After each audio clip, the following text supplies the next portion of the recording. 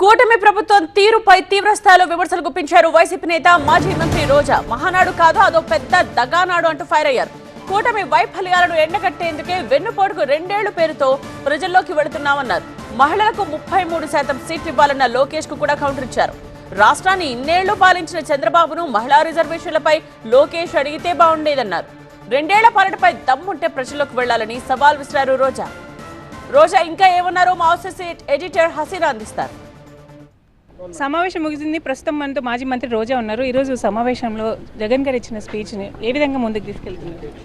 ఖచ్చితంగా ఈరోజు కూటమి ప్రభుత్వం అధికారంలోకి వచ్చి 2 సంవత్సరాలు అవుతున్నా ఇచ్చిన మేనిఫెస్టోని గాలికి వదిలేశారు. సూపర్ 6ని గాలికి వదిలేసి ఎప్పుడూ డైవర్షన్ పాలిటిక్స్ చేసుకోవటం లేదా జగన్మోహన్ రెడ్డి గారిని వైఎస్ఆర్ కాంగ్రెస్ పార్టీని తిట్టడానికే ఈరోజు మహానాడు లాంటివి పెట్టుకోవటం తప్ప మనం ఏం చెప్పాం ప్రజలకి, ఏం చేస్తున్నాం అనే దాని మీద ఎప్పుడూ డిస్కషన్ జరగలేదు.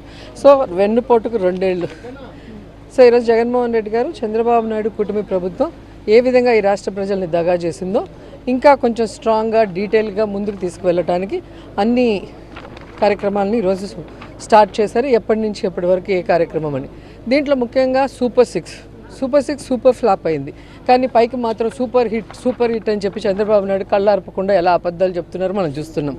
ముఖ్యమైన సూపర్ 6లో మీరు చూస్తే యువతకి ఉద్యోగ అవకాశం ఇస్తాం, లేదంటే నిరుద్యోగ భృతి ఇస్తామన్నారు. ఇంతవరకు ఒకరికి కూడా ఇవ్వలేదు. మరి ఎలా సూపర్ 6 సూపర్ హిట్ అవుతుంది?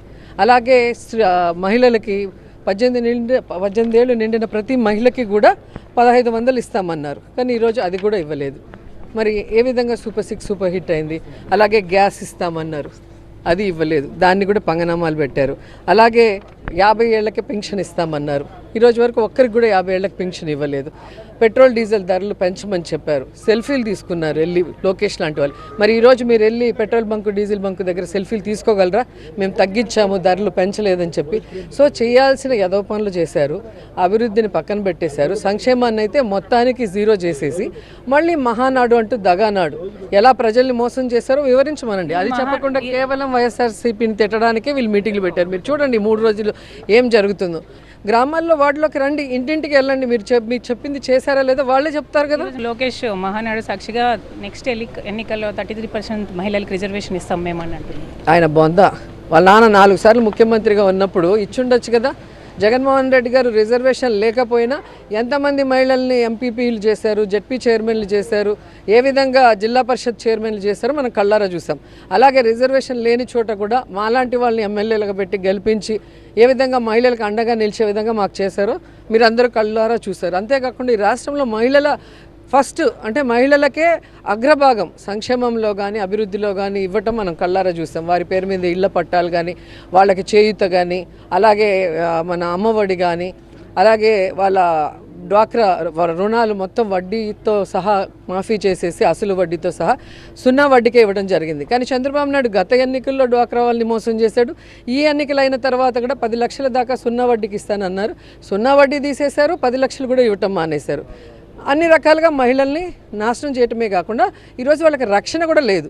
హోంమంత్రి ఒక మహిళగా ఉండి ఈరోజు ఆడవాళ్ళని రేప్ చేసి చంపేస్తుంటే, ఆడవాళ్ళకి అన్యాయం చేస్తుంటే ఆమె డాన్స్లు వేసుకుంటూ పాటలు పాడుకుంటూ తిరుక్కుంటుంది తప్ప ఎక్కడైనా మహిళ గురించి ఆలోచిస్తుందా?